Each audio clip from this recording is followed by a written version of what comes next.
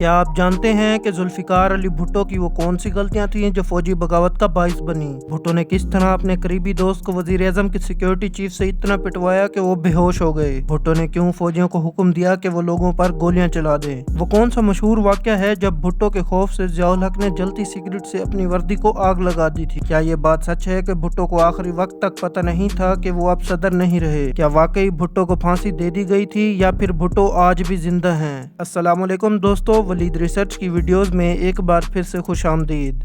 اگر آپ ہمارے چینل پر نئے ہیں تو جلدی سے چینل کو سبسکرائب کر کے بیل آئیکن کا بٹن دبا کر آل پر کر دیجئے تاکہ ہماری ہر ویڈیو آپ تک بر وقت پہنچ سکے۔ ذوالفقار علی بھٹو نے جیسے ہی صدر پاکستان کا حلف اٹھایا، انہوں نے صدر یحییٰ خان کو ان کے گھر میں نظر بند کر دیا اور جنرل گل حسن سے فوج کی قیادت سنبھالنے کے لیے کہا۔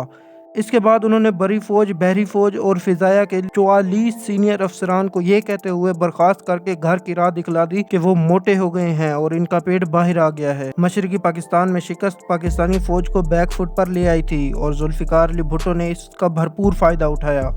کچھ ہی دن بعد جنرل گل حسن بھی ان کے دل سے اتر گئے اور انہیں ایک ایسے چیف کی ضرورت پڑ گئی جو آنکھیں بند کر کے ان کے حکم کے سامنے سر تسلیم خم کر دے۔ اوون بینٹ جونز اپنی کتاب the Bhutto dynasty struggle for power in Pakistan میں لکھتے ہیں کہ بھٹو نے گل حسن کو برخاست کرنے کا حکم اپنے اسٹینوگرافر کے بجائے اپنے ایک سینئر ساتھی سے ٹائپ کروایا۔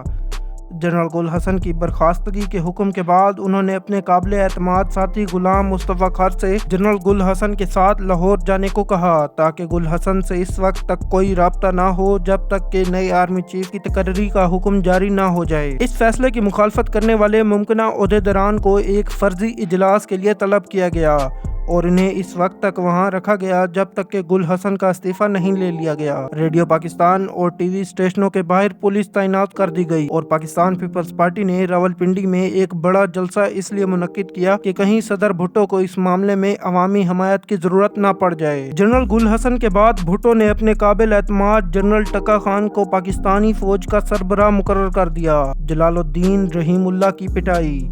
کچھ ہی مہینے گزرے تھے کہ بھٹو کا تکبر حد کو چھو گیا اور اب وہ پارٹی کے سینئر لوگوں کی تذلیل کرنا شروع کر دیتے ہیں۔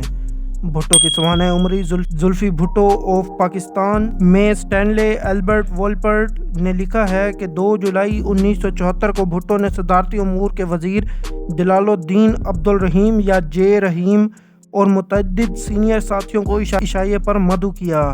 عشائیے کا وقت 8 بجے تھا لیکن میزبان بھٹو خود وہاں پہنچے ہی نہیں۔ جب رات کے 12 بجے تو جے رحیم نے اپنا پانی کا گلاس زور سے میز پر رکھا اور چیخ کر کہا کہ تم سب چمچے جب تک چاہو اس وقت تک لاڑکانہ کے مہاراج کا انتظار کرو۔ دیر رات وزیر اعظم کے سیکیورٹی کے سربراہ نے رحیم کے گھر جا کر چھاپا مارا اور انہیں اتنا مارا کہ وہ بے ہوش ہو گئے۔ جب رحیم کے بیٹے سکندر نے اس معاملے میں مداخلت کرنے کی کوشش کی تو اس سے بھی مارا پیٹا گیا۔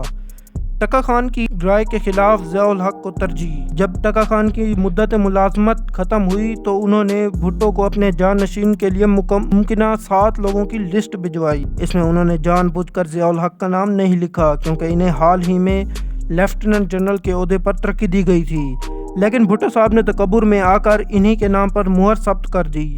شاید اس کی بڑی وجہ یہ تھی کہ ضیاء الحق نے بھٹو صاحب کی چاپلوسی میں کوئی کسر نہ چھوڑی تھی۔ اوون بینٹ جونز لکھتے ہیں کہ کئی بار ضیاء الحق نے اپنے ملک اور فوج کی خدمات کے بدلے بھٹو کو تلوار پیش کی۔ ایک بار انہوں نے بھٹو کو نہ صرف آرمرڈ کورps کا تنخواہ نہ لینے والا چیف کمانڈر قرار دیا بلکہ ان کے لیے فوجی وردی بھی سلوا دی۔ بھٹو کی سوانح عمری لکھنے والے اسٹینلے وولپرٹ لکھتے ہیں کہ ضیاء الحق نے کبھی یہ تاثر ہی نہیں دیا کہ وہ کوئی فوجی بغاوت کر سکتے ہیں۔ بھٹو نے انہیں کبھی سنجیدگی سے نہیں لیا، وہ اکثر ان کے دانتوں کا مذاق اڑاتے تھے۔ ان کے بارے میں کہانی مشہور تھی کہ ایک بار ضیاء الحق سگریٹ پی رہے تھے، اسی وقت بھٹو کمرے میں داخل ہوئے۔ اس خوف سے کہ بھٹو کو اپنے سامنے سگریٹ پیتے دیکھ کر برا نہ لگے، انہوں نے فوراً جلتی ہوئی سگریٹ اپنی جیب میں ڈال لی۔ تھوڑی دیر بعد کمرے میں کپڑے جلنے کی بو پھیل گئی۔ ذوالفقار علی بھٹو نے سوچا کہ جو شخص ان سے اس قدر ڈرتا ہو وہ ان کے خلاف کیسے بغاوت کر سکتا ہے۔ اسی دوران بھٹو حکومت کے خلاف ملک بھر میں مظاہرے شروع ہو گئے۔ بھٹو کی بہترین کاوشوں کے باوجود امن و امان بحال ہوتا نظر نہیں آ رہا تھا۔ لاہور میں 3 بریگیڈیئروں نے لوگوں پر فائرنگ سے انکار کر دیا۔ ایک جگہ فوجی اہلکاروں نے گولی چلانے کے حکم کی تعمیل کی لیکن انہوں نے ہجوم کے سر کے اوپر سے فائرنگ کی آن بینڈ جونز لکھتے ہیں کہ بھٹو کی سب سے بڑی غلطی اپنے مخالفین سے مذاکرات میں آرمی کور کمانڈروں کو شامل کرنا تھی۔ وہ لکھتے ہیں کہ بھٹو کے نقطۂ نظر سے وہ فوج کو ساتھ لے کر چلنے کی کوشش کر رہے تھے، لیکن فوجی افسران نے انہیں دوسری نظر سے دیکھا۔ ان کے خیال میں بھٹو کے اس اقدام سے ظاہر ہوا کہ وہ کمزور ہیں اور حکومت چلانے کی پوزیشن میں نہیں ہیں۔ انتخابات میں گڑبڑ۔ تمام تر مخالفت کے باوجود بھٹو نے 7 مارچ سن 1977 کو عام انتخابات کروائے۔ آنے والے نتائج پر عام پاکستانیوں نے یقین نہیں کیا۔ بھٹو کی پیپلز پارٹی کو قومی اسمبلی کی 200 میں سے 155 نشستیں ملیں، جبکہ حزب اختلاف پیپلز نیشنل الائنس (PNA) کو اس قدر تشہیر کے باوجود صرف 36 نشستیں مل سکیں۔ سن 1970 کے انتخابات میں جب پیپلز پارٹی اپنے عروج پر تھی، اس وقت اسے صرف 39% ووٹ ملے تھے، جبکہ اس انتخابات میں ان کا ووٹ 55% ہو گیا تھا۔ بھٹو کے خلاف حزب اختلاف کی بڑی انتخابی مہم کے باوجود انہیں صرف 39% ووٹ ملے۔ انتخابات کے بعد کے ماحول کا ذکر کرتے ہوئے کوثر نیازی اپنی کتاب last days of premier Bhutto میں لکھتے ہیں کہ وزیر اعظم کی رہائش گاہ پر حفیظ پیرزادہ، رفیع رضا اور اپنے 2 دوستوں کے ساتھ بھٹو بیٹھے تھے۔ پیرزادہ کی طرف دیکھ کر انہوں نے پوچھا، حفیظ کتنی نشستوں پر دھاندلی ہوئی ہوگی؟ ان کا جواب تھا، سر 30 یا 40۔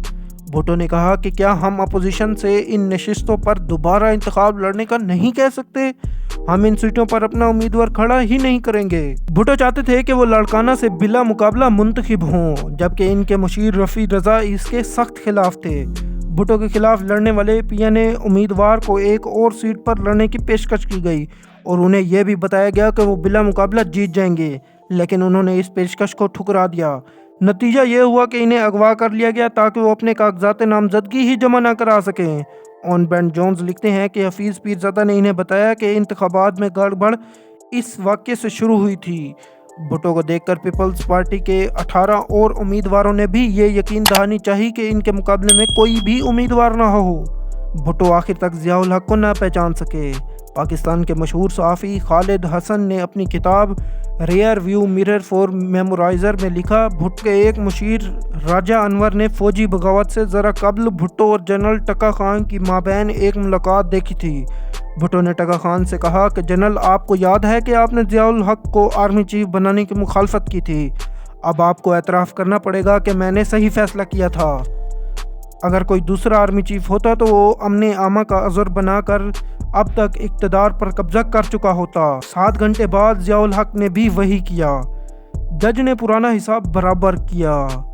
گرفتاری کے بعد بھٹو پر اپنے سیاسی حریف محمد احمد خان قصوری کے قتل کا الزام عائد کر دیا گیا۔ سرکاری گواہ محمود مسعود نے گواہی دے دی کہ ذوالفقار علی بھٹو نے انہیں قصوری کے قتل کا حکم دیا تھا۔ وکٹوریہ اسکوفیلڈ اپنی کتاب بھٹو ٹرائل اینڈ ایگزیکیوشن میں لکھتی ہیں کہ مولوی مشتاق حسین 5 ججوں کے بینچ کے سربراہ تھے۔ ان کی بھٹو صاحب کے ساتھ پرانی دشمنی تھی۔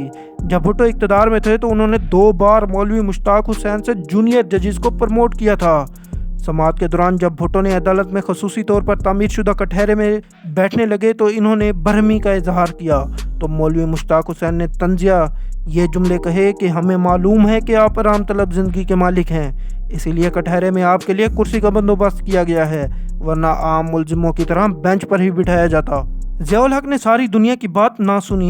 مولوی مشتاق حسین نے بھٹو کو سزائے موت سنائی۔ بھٹو نے اس کے خلاف سپریم کورٹ آف پاکستان میں اپیل کی ضرورت کی۔ فروری سن 1989 میں سپریم کورٹ نے بھی ہائی کورٹ کے فیصلے پر 4-3 کے فرق سے مہر لگا دی۔ آن بینڈ جونز لکھتے ہیں کہ اس سے پہلے کبھی بھی قتل کی سازش میں ملوث ہونے پر سزائے موت نہیں سنائی گئی تھی اور نہ ہی عدالت عظمیٰ ملزم کی سزا اور مجرم کے معاملے میں متفق تھی۔ اس سزا پر یہ بھی سوالات اٹھتے ہیں کہ ملزم کو اس وقت بھی قتل کا مجرم ٹھہرایا گیا جب وہ اس جگہ پر موجود ہی نہ تھا۔ بھٹو نے نظر ثانی درخواست دائر کی تو اسے صرف اس بات پر رد کر دیا گیا کہ اس میں پچھلے 2 مرحلے کے فیصلے میں قانون کی خلاف ورزیاں نہیں لکھی ہوئیں۔ روس کے صدر برینزف، چین کے سربراہ ہوا گیوفنگ اور سعودی عرب کے شاہ خالد سمیت دنیا بھر کے متعدد رہنماؤں نے بھٹو کی سزائے موت معاف کرنے کی اپیل کی۔